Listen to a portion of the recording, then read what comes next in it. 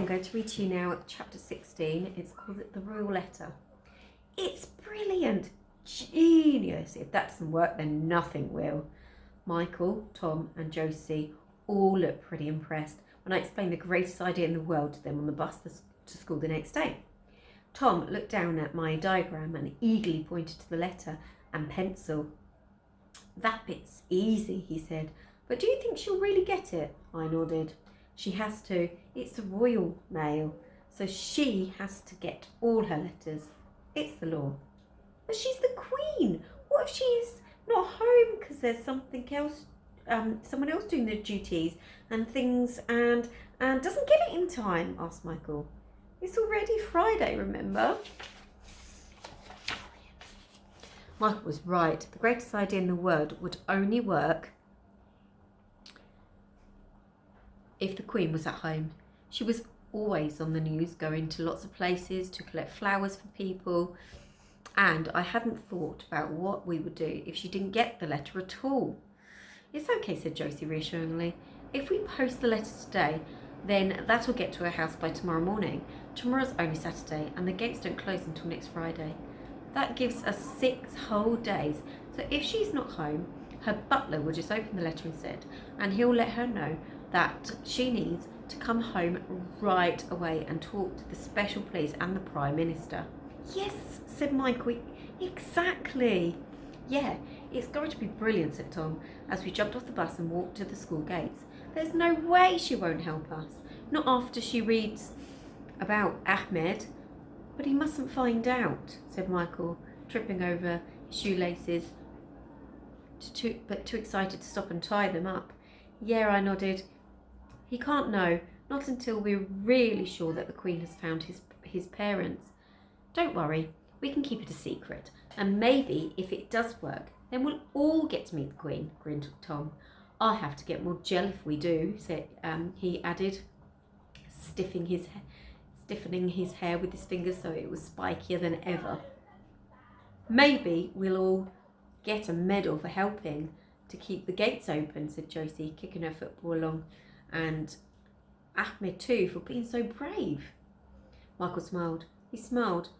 His smile always goes to one side when he's thinking about things that makes him really, really happy. It must be because he's so happy that his mouth doesn't know which way to go. Yeah, he nodded. One of those star-shaped medals, and if we did get one, we could pin it to our jumpers every day, or if it's on a ribbon, we could wear it around our necks, he said, touching the collar of his school jumper. I tried to imagine what it would be like to meet the Queen, and be given a star-shaped medal. But the thought made my mind go blank, and I couldn't imagine anything at all. Sometimes a thought is so big that I can't squeeze all of it myself into my head, and no matter how hard I try, the more I try, the more it makes my head ache. Uncle Lenny said that we're headache. Uncle Lenny says that's where all headaches come from, when you try to think too many thoughts, or a giant thought tries to get in, but it's too big to fit.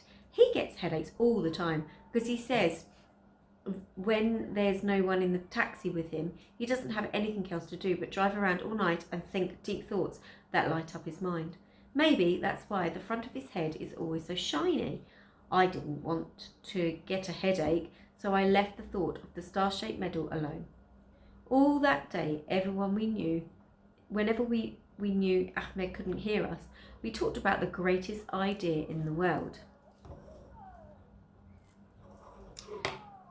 Sorry, I'm just going to pause there. And all the ways the Queen might help, and his family too. Ahmed caught us whispering together in the playground though, and looked at us in a little bit of a confused way. What are you saying? He asked, looking at all of us. Nothing, said Michael nervously. We were all talking about homework, said Josie. Big homework, I added, quickly crossing my fingers behind my back. Your homework is small and easy, see, and ours is big and with lots to do. Okay, Ahmed said slowly, but I don't think he sounded like he believed us. After that, we all whispered an agreement not to speak about the plan until home time. which was when we planned to write the royal letter. But it seemed that the more excited we got about putting the greatest idea in the world into action, the longer it took for the day to pass. And that afternoon felt like the longest afternoon any of us had ever had. I kept looking up at the classroom clock to see if it was the hands that had moved, and I could see Tom and Michael and Josie doing the same thing too. Then, finally, just as we were about to give up hope of them ever reaching 3:15, the school bell rang for home time, and Mrs. Khan said, "Right, everyone, off you go. See you all on Monday."